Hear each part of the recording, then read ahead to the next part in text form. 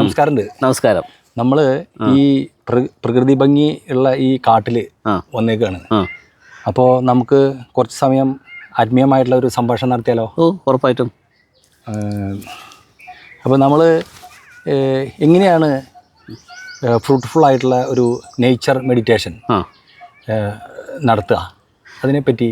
Okay, നമുക്ക് ആദ്യം ഈ നേച്ചറിൻ്റെ ഒരു പിന്നിലുള്ള ഒരു ശാസ്ത്രീയത നോക്കിക്കഴിഞ്ഞാൽ നമുക്ക് ആ മെഡിറ്റേഷൻ ഈ നേച്ചറുമായിട്ട് കണക്ട് ചെയ്ത് ചിന്തിക്കാൻ പറ്റത്തുള്ളൂ. ഈ നേച്ചറിൻ്റെ ഒരു സവിശേഷത എന്ന് വെച്ച് കഴിഞ്ഞാൽ നമ്മളിങ്ങനെ കാമൻ ക്വയറ്റായിട്ട് ഈ നേച്ചറിനെ ഒന്ന് ഇവിടെ ഇരുന്ന് ശ്രദ്ധിച്ചു കഴിഞ്ഞാൽ, ഒബ്സർവ് ചെയ്ത് കഴിഞ്ഞാൽ പലതരത്തിലുള്ള സൗണ്ടുകൾ നമുക്ക് കേൾക്കാൻ പറ്റും. കിളികളുടെ ശബ്ദം കേൾക്കാൻ പറ്റും. തീർച്ചയായിട്ടും. കിളികളുടെ ശബ്ദത്തെക്കാളും വളരെ മൈന്യൂട്ടാണ് ഈ ഇലകളുടെ ശബ്ദം. കാറ്റടിക്കുമ്പോൾ ഇലകൾ അനങ്ങുന്നത്, ഈ ചെറിയ ചുള്ളിക്കമ്പുകൾ അനങ്ങുന്നത്. നല്ല വലിയ കാറ്റാണെന്നുണ്ടെങ്കിൽ ഈവൻ അതിൻ്റെ തടി പോലും വൈബ്രേറ്റ് ചെയ്യും. മുളയൊക്കെ നിൽക്കുകയാണെങ്കിൽ മുളയുടെ കമ്പുകൾ തമ്മിൽ ഉരസുന്ന സൗണ്ട് കേൾക്കാൻ പറ്റും. അപ്പോൾ പലതരത്തിലുള്ള ശബ്ദങ്ങളെ നമുക്ക് ശ്രവിക്കാൻ പറ്റും നേച്ചറിനെ നമ്മൾ കീനായിട്ട് ഒബ്സർവ് ചെയ്യുകയാണെങ്കിൽ. അപ്പോൾ ശരിക്കും പറഞ്ഞു കഴിഞ്ഞാൽ പലതരത്തിലുള്ള എനർജി വൈബ്രേഷൻസിൻ്റെ ഒരു എക്സിസ്റ്റൻസ് ആണ് ശരിക്കും പ്രപഞ്ചം എന്ന് പറയുന്നത്. ഗ്രഹങ്ങൾ നിലനിൽക്കുന്നതും ഈ ഒരു എനർജിയുടെ വൈബ്രേഷനിലാണ്. പോസിറ്റീവായിട്ടും നെഗറ്റീവായിട്ടുള്ള എനർജിയുടെ വൈബ്രേഷനിലാണ് പ്രപഞ്ചം പോലും നിലനിൽക്കുന്നത്. നമ്മൾ പലപ്പോഴും ആശ്ചര്യമായിട്ട് സയൻസൊക്കെ പഠിക്കുമ്പോൾ ചിന്തിക്കാറുണ്ട്, ഈ ഭൂമി അല്ലെങ്കിൽ ഈ സൗരയൂഥം ഒരു നൂൽബന്ധം പോലും ഇല്ലാതെ എങ്ങനെയാണ് ഈ ഭൂമി, ഈ സൗരയൂഥമൊക്കെ ഈ അന്തരീക്ഷത്തിൽ നിലനിൽക്കുന്നത്. ഭൂമി അതിൻ്റെ അച്ചുതണ്ടിൽ നിന്ന് ഒരിക്കൽ പോലും മാറിയിട്ടില്ല. എത്രയോ കോടാനുകോടി വർഷങ്ങൾ കഴിഞ്ഞു, സൂര്യൻ മാറിയിട്ടില്ല. അപ്പോൾ ഇപ്പോഴും ആ സൂര്യനെ ഭൂമി ഒരു പ്രത്യേക ഒരു ഡയമെൻഷനിൽ ഇങ്ങനെ പ്രദക്ഷിണം ചെയ്തുകൊണ്ടിരിക്കുന്നു.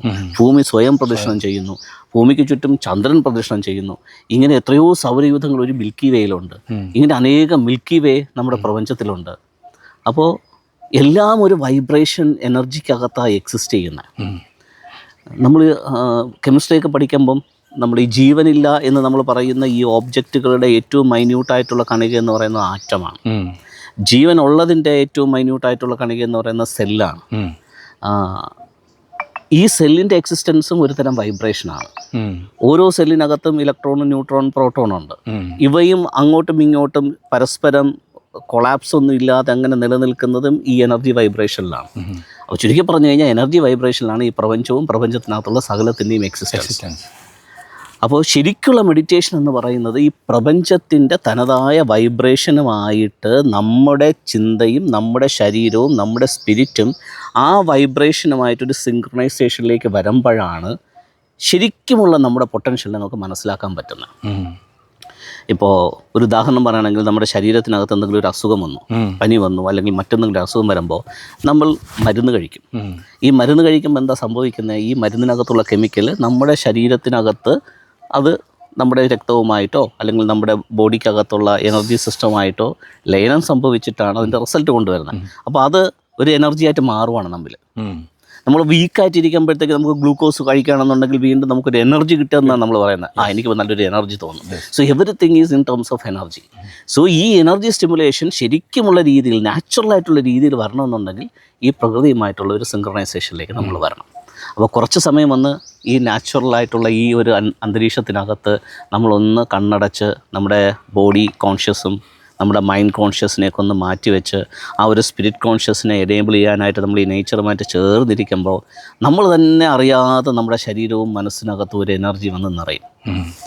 ഇപ്പോൾ ആഹാരം കഴിക്കുമ്പോൾ എനർജിക്ക് വേണ്ടിയാണ് കഴിക്കുന്നത്, ഇല്ലേ? പോഷകങ്ങൾ കിട്ടാൻ, അത് എനർജിയായി മാറാൻ വേണ്ടിയാണ് കഴിക്കുന്നത്. ഇതേ എനർജി നമുക്ക് ഈ അന്തരീക്ഷത്തിന് പഞ്ചഭൂതങ്ങളിലൂടെ കിട്ടും. സൂര്യപ്രകാശത്തിൽ നിന്ന് കിട്ടും, കാറ്റിൽ നിന്ന് കിട്ടും, ഭൂമിയിൽ നിന്ന് കിട്ടും. ഈ പഞ്ചഭൂതങ്ങളിലൂടെ നമുക്ക് എനർജി അബ്സോർബ് ചെയ്യാൻ പറ്റും. അതിന് ആഹാരം വേണമെന്ന് നിർബന്ധമില്ല. അപ്പോൾ ഇത് നമുക്ക് ഡയറക്റ്റായിട്ട് ഇതിനെ അബ്സോർബ് ചെയ്യാൻ വേണ്ടിയിട്ട് നമ്മുടെ ശരീരത്തിന് പറ്റും. കാരണം ഈ ശരീരം നിർമ്മിച്ചിരിക്കുന്നതും പഞ്ചഭൂതങ്ങളാണ്. അപ്പോൾ ശരിയായ മെഡിറ്റേഷൻ എന്ന് പറഞ്ഞാൽ പ്രപഞ്ചത്തിൻ്റെ എനർജിയുമായിട്ട് നമ്മുടെ ശരീരത്തിൻ്റെ എനർജി സിങ്ക്രണൈസ് ചെയ്ത്, നമ്മുടെ മനസ്സിൻ്റെ എനർജി സിങ്ക്രണൈസ് ചെയ്ത്, നമ്മുടെ സ്പിരിറ്റിനെ സിങ്ക്രണൈസ് ചെയ്ത്, അങ്ങനെ നമുക്ക് എത്രത്തോളം അങ്ങനെ സിങ്കായിട്ടിരിക്കാൻ പറ്റുമോ അതാണ് ശരിക്കുമുള്ള മെഡിറ്റേഷൻ്റെ ആദ്യ ഘട്ടം. അപ്പോൾ അങ്ങനെ ഇരിക്കുന്ന സമയത്ത് നമ്മൾ പഞ്ചേന്ദ്രിയങ്ങളിലൂടെ ആർജിച്ച അറിവുകളിനപ്പുറത്ത് നിന്ന് നമ്മുടെ ആത്മതലത്തിൽ, വിസ്ഡത്തിനകത്ത് ചില റിയലൈസേഷൻ നമുക്കുണ്ടാകും. അതിനാണ് നമുക്ക് ഈ ആത്മബോധത്തിൽ നിന്ന് നമുക്ക് ഗ്രഹിക്കാൻ പറ്റുന്ന കാര്യങ്ങൾ. അത് നമ്മൾ പുസ്തകങ്ങളിൽ പഠിച്ചതോ കേട്ടതോ അറിഞ്ഞതോ മനസ്സിലാക്കിയതോ എക്സ്പീരിയൻസ് ചെയ്തോ ആയിട്ടുള്ള കാര്യങ്ങളായിരിക്കില്ല ഒരിക്കലും. അപ്പോൾ നമ്മൾ തന്നെ ആലോചിക്കും, ഇത് എവിടെ നിന്നാണ് എനിക്ക് ഇപ്പോൾ ഈ ചിന്ത കിട്ടിയേ, ഈ അറിവിൻ്റെ ശകലം എനിക്ക് എവിടെ നിന്നാണ് കിട്ടിയേ എന്ന് നമുക്ക് തന്നെ വണ്ടറാകുന്ന തരത്തിൽ ആ ഒരു ലയനത്തിനകത്ത് നമുക്ക് ഈ കാര്യങ്ങളെ ഗ്രഹിക്കാൻ പറ്റും. സോ അങ്ങനെ ഈ പ്രപഞ്ചത്തിനകത്തുള്ള സകലത്തെയും ഗ്രഹിക്കാനായിട്ടുള്ള ഒരു ഓപ്പർച്യൂണിറ്റി, ഒരു എബിലിറ്റി ഈ ഒരു നേച്ചർ മെഡിറ്റേഷനകത്ത് നമ്മൾ സിങ്ക്രണൈസേഷനായിട്ടിരിക്കുന്ന സമയത്ത് നമുക്ക് തന്നെ അതിനെ മനസ്സിലാക്കിയെടുക്കാൻ പറ്റും. ഒന്നാലോചിച്ച് നോക്കി, നമ്മൾ പഠിക്കുന്ന സയൻസോ അല്ലെങ്കിൽ ബയോളജിയോ ഫിസിക്സോ കെമിസ്ട്രിയോ മാത്തമാറ്റിക്സ് എനി സബ്ജക്റ്റ്, അത് ഈ പ്രപഞ്ചത്തിൻ്റെ സയൻസാണ്. അപ്പോൾ നമ്മളതിനെ ഒരു സിലബസിലൂടെ പുസ്തകങ്ങളിലൂടെ പഠിക്കുന്നതിനേക്കാൾ ശ്രേഷ്ഠമാണ് ഈ പ്രപഞ്ചത്തിൽ നിന്ന് തന്നെ അത് റീഡ് ചെയ്തെടുക്കുന്നത്. ഐസക് ന്യൂട്ടന് ഈ ലോ എവിടെ നിന്നാണ് കിട്ടിയേ? അദ്ദേഹം ഒരു മരത്തിൻ്റെ ചുവട്ടിലിരുന്നപ്പോൾ അദ്ദേഹത്തിൻ്റെ തലയിൽ വന്ന് വീണ ആപ്പിളോ എന്തോ ഒരു ഫ്രൂട്ട് വന്ന് വീണപ്പം അതിനെ അദ്ദേഹം ഒബ്സർവ് ചെയ്തിട്ട് അങ്ങനെയാണ് അദ്ദേഹം ഗ്രാവിറ്റി എന്താണെന്ന് മനസ്സിലാക്കുന്നത്. സോ അദ്ദേഹത്തിന് ഇത് കിട്ടിയത് പ്രപഞ്ചത്തിൽ നിന്നാണ്, ആ പ്രപഞ്ചമായിട്ട് ലയനം സംഭവിച്ചിരുന്നപ്പോഴാണ്. സോ എല്ലാ കാര്യങ്ങളെയും നമുക്കിങ്ങനെ പ്രപഞ്ചത്തിൽ നിന്ന് തന്നെ ഉൾക്കൊള്ളാൻ പറ്റുന്ന ഒരു റിസോഴ്സ് ഈ പ്രപഞ്ചം തന്നെ നമുക്ക് തരും. ഇനി മറ്റൊരു കാര്യം, ഈ സ്പിരിച്വൽ ബ്ലിസ് മെഡിറ്റേഷൻ, മനോജി അതിനെപ്പറ്റി ഞാൻ ഈ താങ്കളുടെ വെബ്സൈറ്റിൽ കാണാതെ വന്നു. അപ്പോൾ അതിനെപ്പറ്റി ഒന്ന് എക്സ്പ്ലെയിൻ ചെയ്ത് പറയുകയാണെങ്കിൽ നല്ലതായിരുന്നു. ഓക്കെ, ഈ സ്പിരിച്വൽ മെഡിറ്റേഷൻ ആണ് ഇട്ടിരിക്കുന്നത്. മെഡിറ്റേഷൻ തന്നെ പല രീതിയിലുണ്ട്. നമ്മുടെ ശരീരത്തിനെ റെസ്റ്റോർ ചെയ്യാൻ വേണ്ടിയുള്ള മെഡിറ്റേഷൻ, ബോഡി മെഡിറ്റേഷൻ ഉണ്ട്. നമ്മുടെ മൈൻഡിൻ്റെ പ്രശ്നങ്ങളെ അലൈൻമെൻ്റ് ഒക്കെ തെറ്റിക്കിടക്കുകയാണെങ്കിൽ, ഡിപ്രഷനിലോ അല്ലെങ്കിൽ സ്ട്രെസ് ആയിട്ടിരിക്കുകയാണെങ്കിലോ ആൻസൈറ്റിയിലൊക്കെ ഇരിക്കണം, അത് കറക്റ്റ് ചെയ്യാൻ വേണ്ടിയിട്ടുള്ള മെഡിറ്റേഷൻ ഉണ്ട്. അപ്പോൾ നമുക്ക് ചുറ്റും ഇന്ന് കാണുന്ന പല മെഡിറ്റേഷനും ഇത്തരത്തിലുള്ള വിഷയങ്ങളെ ഹാൻഡിൽ ചെയ്യാനായിട്ടുള്ള മെഡിറ്റേഷനാണ് കൂടുതൽ അവൈലബിൾ ആയിട്ടുള്ളത്. പക്ഷേ സ്പിരിച്വൽ മെഡിറ്റേഷൻ എന്ന് പറയുന്നത് ശരിക്കും മൈൻഡും ബോഡിയുമായിട്ട് അതിന് ബന്ധമില്ല. മൈൻഡും ബോഡിയും വിട്ട് സ്പിരിറ്റ് അറലത്തിനകത്തിരുന്നു കൊണ്ടുള്ള മെഡിറ്റേഷനാണ് ശരിക്കുമുള്ള സ്പിരിറ്റ് മെഡിറ്റേഷൻ. അതിന് ആദ്യം നമുക്ക് വേണ്ടതെന്ന് വെച്ച് കഴിഞ്ഞാൽ നമ്മുടെ സ്പിരിറ്റ് എനേബിൾ ആകണം. സ്പിരിറ്റ് എനേബിൾ ആകാത്ത ഒരു വ്യക്തിക്ക് സ്പിരിച്വൽ മെഡിറ്റേഷൻ ചെയ്യാൻ പറ്റില്ല, നോട്ട് പോസിബിൾ.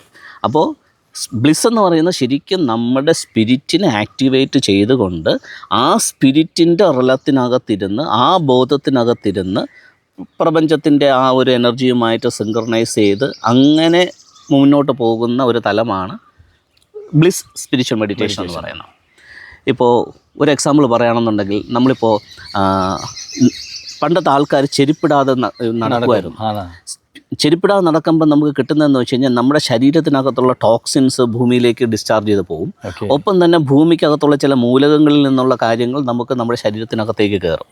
അത് ബോഡി മെഡിറ്റേഷൻ്റെ ഒരു ഭാഗമാണ്. പിന്നെ നമ്മൾ ഈ ആഭരണങ്ങളിടും, തളയിടും, വളയിടും, മോതിരമിടും, മാലയിടും. ഇതൊക്കെ ഇടുമ്പോഴും ആ ലോഹത്തിൽ നിന്നുള്ള വൈബ്രേഷൻസ് നമ്മുടെ ശരീരത്തിനകത്തേക്ക്, അതുപോലെ ശരീരത്തിൽ നിന്ന് പുറത്തേക്ക് ഒക്കെ പോകാറുണ്ട്. അതും ശരീരത്തിന് വേണ്ടിയിട്ടുള്ളൊരു മെഡിറ്റേഷനാണ്. എനിക്കൊരു പ്രശ്നമുണ്ട്, ഈ വെള്ളിയിലുള്ള ആഭരണം ഇടുകയാണെങ്കിൽ എനിക്ക് പെട്ടെന്ന് ആ വെള്ളി കറുത്തു പോകും. അപ്പം ചില ആൾക്കാരുടെ ശരീരത്തിനകത്തുള്ള അപ്പോൾ അത് ആ ടോക്സിൻസ് ഇത് അബ്സോർബ് ചെയ്യുന്നതാണ്. ഓക്കെ, അതുപോലെ കോപ്പറിലുള്ള സാധനം നമ്മുടെ കാലിൽ തളയായിട്ടൊക്കെ ഇടുകയാണെന്നുണ്ടെങ്കിൽ നമ്മുടെ ബ്ലഡ് സ്റ്റിമുലേഷന് വേണ്ടിയിട്ട് ആ കോപ്പർ നമ്മളെ സഹായിക്കും, ബ്ലഡ് സർക്കുലേഷൻ കൂടും. അപ്പോൾ അതിന് വേണ്ടിയാണ് ലോഹങ്ങൾ ഇടുന്നത്. അപ്പോൾ അത് ബോഡിയിൽ നമുക്ക് പ്രത്യക്ഷത്തിൽ അറിയാൻ പറ്റും. സോ ഇതേപോലെ തന്നെ നമുക്ക് സ്പിരിറ്റിൽ നിന്നുകൊണ്ട് ഈ പ്രപഞ്ചത്തിൻ്റെ ആ എനർജി ലെവലിൻ്റെ ആ സ്റ്റിമുലേഷനിലൂടെ നമുക്ക് സ്പിരിറ്റിനകത്ത് അങ്ങനെ സോക്ക് ചെയ്തിരുന്ന് ധ്യാനിക്കുന്ന സമയത്ത് നമുക്ക് ഈ ആത്മീയമായിട്ടുള്ളൊരു ഉത്തേജനം, ആത്മീയമായിട്ട് നമുക്ക് ഒരു ഫ്രഷ്നെസ് ഒക്കെ സ്പിരിറ്റിൻ്റെ ആക്ടിവേഷനിലൂടെ നമുക്ക് എടുക്കാൻ പറ്റും. അപ്പോൾ അങ്ങനെയുള്ള ഒന്നാണ് ഈ ബ്ലിസ് സ്പിരിച്വൽ മെഡിറ്റേഷൻ എന്ന് പറയുന്നത്. അപ്പോൾ അതിനെന്തെങ്കിലും ഗുണങ്ങളുണ്ടോ അല്ലെങ്കിൽ എന്തെങ്കിലും ദോഷങ്ങളുണ്ടോ എന്നൊക്കെ ചോദിച്ചു കഴിഞ്ഞാൽ അത് ആ ഒരു സ്പിരിറ്റ് ആക്ടിവേഷൻ കിട്ടിയ വ്യക്തികളോട് പറഞ്ഞാൽ ഇത് മനസ്സിലാവും. ഒരു പിന്നെ നമ്മൾ തമ്മിൽ സംസാരിക്കുമ്പോൾ അതിൻ്റെ റലങ്ങൾ ഒരുപാട് മനസ്സിലാവും. പക്ഷെ ഇത് കേൾക്കുന്ന ഒരു സാധാരണപ്പെട്ട വ്യക്തികൾക്ക് അങ്ങനെയൊക്കെ ഉണ്ടോ? കാരണം ഒരു ഡോക്ടറും തമ്മിൽ സംസാരിക്കുമ്പം അവർ അനാട്ടമിയെ കുറിച്ച് പറയും, ടേംസ് ഒക്കെ എൻ്റയർലി ഡിഫറെൻ്റ്. ആ കാര്യങ്ങൾ സാധാരണപ്പെട്ട ഒരു വ്യക്തിക്ക് മനസ്സിലാകത്തില്ല, മെഡിക്കൽ ഭാഷ മനസ്സിലാകത്തില്ല. അപ്പോൾ അതുപോലെയാണ് ഈ സ്പിരിറ്റുള്ളത്തിനകത്ത് നിന്നുള്ള കാര്യങ്ങൾ നമ്മൾ ചർച്ച ചെയ്യുമ്പോൾ ഒരു കോമൺ മാനെ സംബന്ധിച്ചിടത്തോളം അവർക്കിത് ഡൈജസ്റ്റ് ചെയ്യാൻ ബുദ്ധിമുട്ടായിരിക്കും. അവർ എന്തോ പിച്ചുമ്പയും പറയുന്നു, അല്ലെങ്കിൽ എന്തോ വട്ട് പറയുന്നു, ഇവർക്കൊന്നും വേറെ വേലയില്ലേ, അല്ലെങ്കിൽ രണ്ട് പാവങ്ങളെ സഹായിക്കാൻ ഇത് ഈ സമയം കൊണ്ട് യൂസ് ചെയ്തുകൂടെ, എന്തൊക്കെയോ വേറെ എന്തൊക്കെയോ സാധനങ്ങൾ പറയുവാണല്ലോ എന്നൊക്കെയുള്ള രീതിയിൽ അവരിതിനെ ഗ്രഹിക്കാം. പക്ഷെ ഇത് മറ്റൊരു ഉന്മാദമാണ് എന്നുള്ളത് പെട്ടെന്ന് ആർക്കും മനസ്സിലാകത്തില്ല. അപ്പോൾ ശരിക്കും സ്പിരിച്വൽ മെഡിറ്റേഷൻ ഇത്തരത്തിൽ സ്പിരിറ്റിൻ്റെ റലത്തിൽ നിന്നുകൊണ്ടുള്ള ആസ്വാദനവും അപ്ഗ്രഡേഷനും അത്തരത്തിൽ നമ്മുടെ വളർച്ചയ്ക്ക് വേണ്ടിയിട്ടുള്ള കാര്യങ്ങളും നമ്മിലൂടെ ഈ ഭൂമിയിലേക്ക് നിറവേറ്റാൻ പറ്റുന്ന നമ്മുടെ മിഷന് വേണ്ടിയിട്ടുള്ള കാര്യങ്ങൾ, ഇങ്ങനെ ഒത്തിരി കാര്യങ്ങൾ, പല ഡയമെൻഷനിലുള്ള കാര്യങ്ങൾ നമുക്ക് ആ ബ്ലിസ് മെഡിറ്റേഷനിലൂടെ, ആ ബ്ലിസ് എന്ന് പറഞ്ഞാൽ ഞാനിട്ടേക്കുന്ന ഇതിൻ്റെ പേരാണ്. എനിവേ ആ സ്പിരിച്വൽ മെഡിറ്റേഷനകത്തുകൂടെ നമുക്ക് അച്ചീവ് ചെയ്യാനും നമുക്കതുകൊണ്ട് മുമ്പോട്ട് ജീവിക്കാൻ ആവശ്യമായിട്ടുള്ള കാര്യങ്ങളെല്ലാം നമുക്ക് അതിനോട് ആർജിക്കാൻ പറ്റും. അല്ല, ഇത് ഇപ്പോൾ വളരെ മനോഹരമായിട്ട് മനസ്സിലാവുന്ന തരത്തിൽ, ഏതൊരു വ്യക്തിക്കും മനസ്സിലാവുന്ന തരത്തിലാണ് ഇപ്പോൾ മനോജ് ഇത് എക്സ്പ്ലെയിൻ ചെയ്തത്. അപ്പോൾ ഈ പങ്കുവച്ചതിനും ഷെയർ ചെയ്തതിനൊക്കെ ഒരുപാട് നന്ദി. Thank you.